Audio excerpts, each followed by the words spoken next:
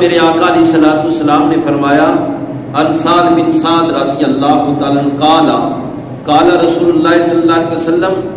حب ابی بکر وشکرہ واجب علی امتی. میرے آقا علیہ الصلوۃ والسلام نے پھر کرم دی حد کر دیتی.